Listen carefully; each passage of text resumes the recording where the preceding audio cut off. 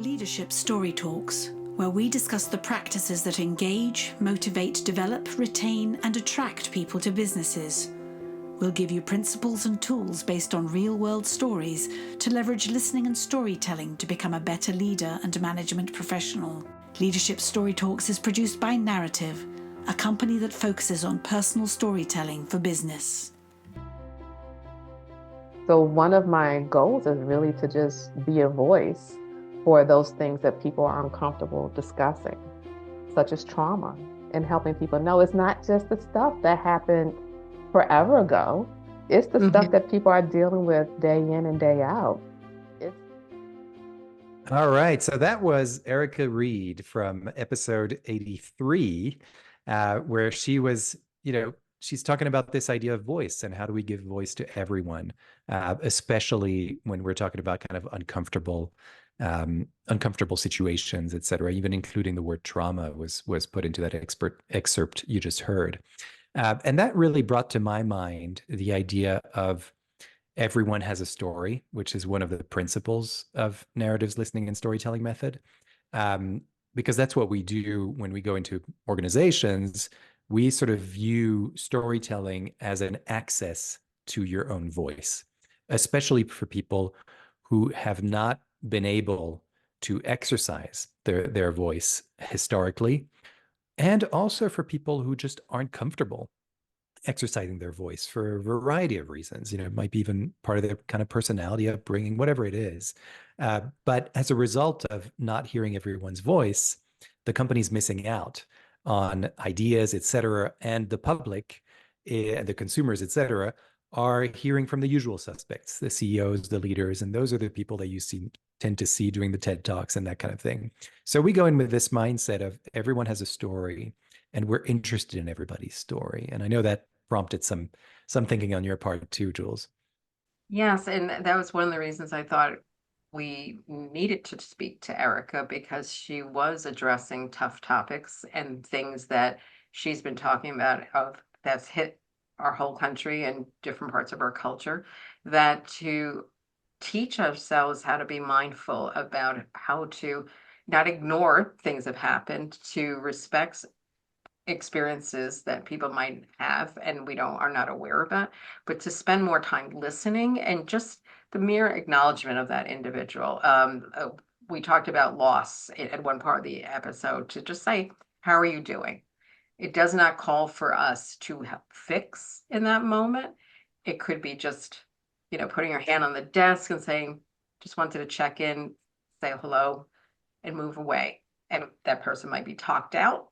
That person maybe is not in a position to share, but just to acknowledge their existence, and that you're not just making it pretend it's invisible. So I think it's the practical parts to give you some coaching factors when we're in intimate environments, in person as well as virtual.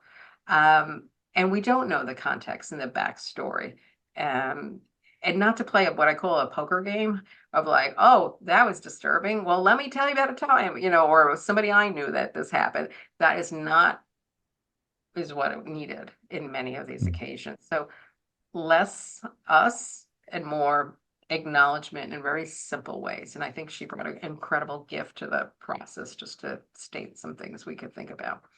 Yeah, and once again, I think it's it's another thing where we find ourselves talking a lot about listening and listening principles as a path towards a story coming out, or as a path towards finding that voice and giving voice. It has to start with listening, and that listening has to be open and non-judgmental and supportive in a way that's not wanting to fix, right? It's more like, I'm just here to listen if you need it, and then see what comes out of that. That's what I encourage people to try out and to experiment with. Somebody said something that's pretty that maybe made people uncomfortable, et cetera, but try to investigate further, and see if that person needs something, see if, and usually what they need is just listening in our experience, and something comes out that gives you information that you can then act on, right? But in our experience, going into an organization or a team and saying, hey, why don't you tell me a story about yourself? That never works, right? It's much more. I think one of your techniques, right, might be a good time to talk about that too, right, Jules? It's developing some patience with silence, and that it is okay to be still for a minute and pause. And a lot of times in coaching situations, in management situations, it's the quiet and the fact we took a breath and a beat where the person is kind of felt, I think it's going to be okay. I'll take a chance to talk to you. It's not what I said, it's just staying still. And then even in the group, you've witnessed it in the groups when we're doing sessions together, where people have shared and they've realized they have a little bit of a comment about these thinking prompts we use, the heritage stories, or I use food a lot sometimes. And Mhm. then they relax a little bit and they can move something across the table. But it's taking a moment to just stay still and not have this great knee-jerk reaction that we have to fill the silence. Mhm. So introverts and extroverts, the same thing. Giving people space, that it's saying it's okay to be quiet once in a while and just be Mhm. patient. It's my big move. But yeah, Yeah. learning about that and being brave enough to start finding out about other people. So what does somebody go through the stages of trauma?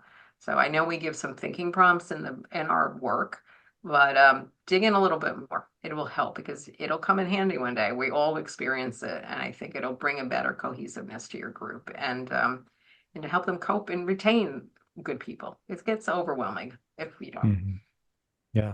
Great. Wonderful. Well, that's all I got for this. And I know there's a lot more people can learn if they go to our website and check out the full episode with Erica Reed, which was really super informative and filled with lots of practical insights. So I really encourage people to go back to our website, narrative.com and narativ.com, and find out for yourselves all these various techniques and resources that we have there. So thanks again. Thanks, Jules, for doing this again. And we'll see you all next time. For more information on the narrative listening and storytelling method and how it can help your business, go to narrative.com.